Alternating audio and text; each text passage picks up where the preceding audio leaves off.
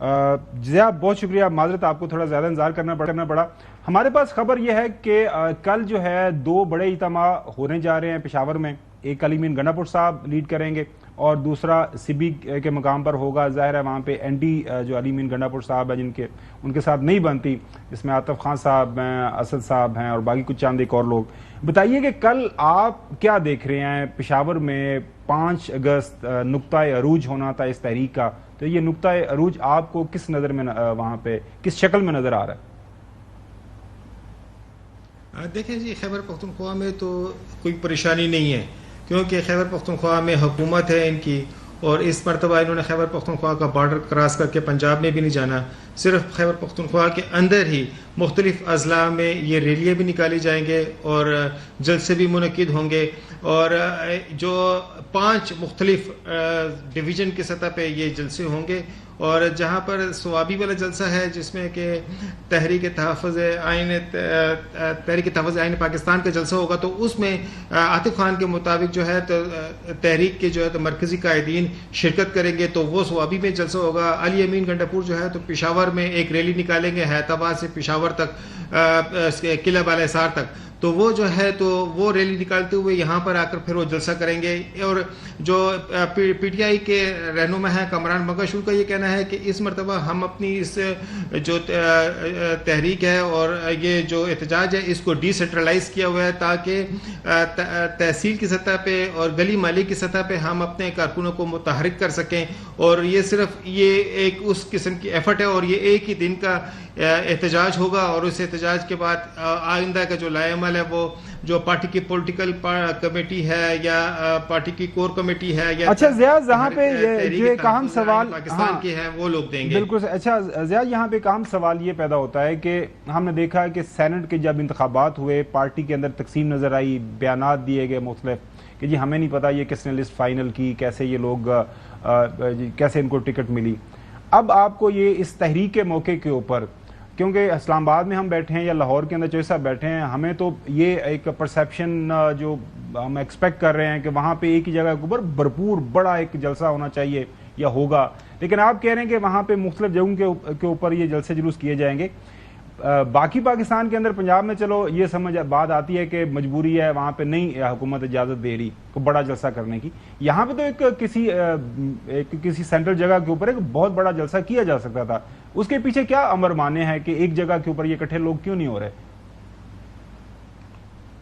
جی، یہ بتایا جا رہا ہے نا کہ مختلف ہزارہ ڈویژن کے جو قائدین ہیں وہ ہزارہ میں اپنے کارکنوں کو متحرک کریں گے. جنوبی اضلاع کے مطلب یہ لوگوں کو شہروں سے نکال کے مین دوسرے شہروں میں نہیں لا رہے، اسی شہروں کے اندر ہی یہ جلسے جلوس کریں گے اور اسی شہروں کے اندر ہی اپنے کارکنوں کو متحرک کرنے کی کوشش کریں گے. اور بلکہ متحرک ہی ہیں کافی عرصے سے، تو یہ جلسے جلوس کر بھی رہے ہیں.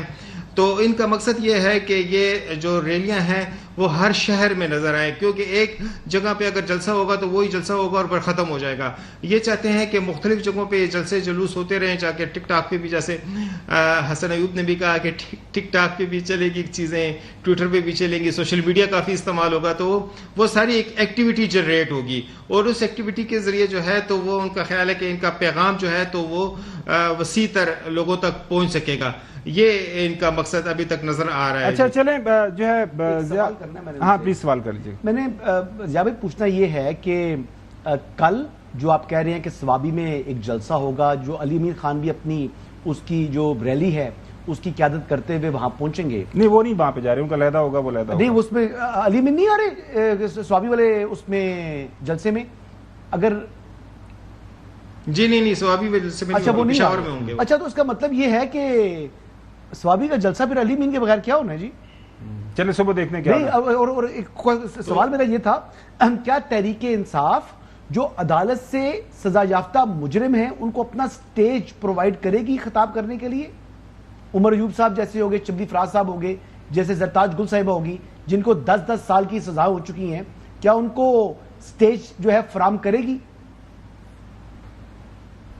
ویسے تو ان کے جو چیئرمین ہیں بیرسٹر گوہر، وہ بھی جو ہے تو پنیر میں جلسہ کر رہے ہیں، تو جلسے تو کریں گے، آثار تو یہی نظر آ رہا ہے. یہاں پر جو قائدین ہوں گے، جو خیبر پختونخوا کے قائدین ہیں، ان کو تو جیسے عاطف خان نے بتایا ہے کہ اس میں اسد کیسر بھی ہوں گے، اس میں جو ہے محمود خان اچکزئی بھی ہوں گے، جو سوابی والا جلسہ ہے جو کہ چرسدہ مردان سے اپنے قائد کو جیل سے نکالنے کے لیے جلسہ کرنا ہے، تو اس کے لیے ظاہر ہے یہ لوگ جو جن کو سزا ہوئی ہے وہ کہتے ہیں سیاسی بنیادوں کے اوپر ہوئی ہے۔ اچھا چودھری غلام حسین صاحب، ایک دو اہم فیصلے ہوئے ہیں، زیاد سے بھی بات کریں گے، وہ اہم فیصلے یہ ہوئے ہیں، علی مین گنڈا پور کو جو جس کے حوالے سے خبر بھی چھپی، اڈیالہ سے پیغام آیا کہ لا اینڈ آرڈر کے حوالے سے آپ سے جو معاملات اگر نہیں سنبھالے جا رہے تو آپ استعفیٰ دے دیں، آپریشن کے حوالے سے بات ہوئی، اور ساتھ میں فیصلہ کیا گیا ہے کہ اب کوئی بائی الیکشن میں پاکستان تحریک انصاف کی طرف سے حصہ نہیں لے گا۔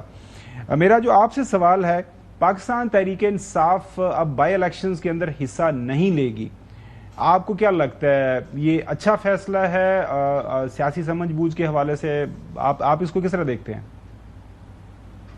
پہلے تو وہ ابھی فائٹ کریں گے نا لیگل کہ یہاں کوئی بائی الیکشن نہ ہو اور ان کے لوگ ریسٹور ہو جائیں یا معطل ہو جائے عمل، تو اگر نہیں ہے تو اس کے بعد دوبارہ بھی یہ ریکنسیڈر کریں گے کہ ان کا جن کو نااہل کیا گیا ہے، سزائیں ہوئی ہیں، کسی کی بیوی، بیٹی، بہن، وائف، والدہ، والد، کسی کو بھی ان کا کھڑا کر دے۔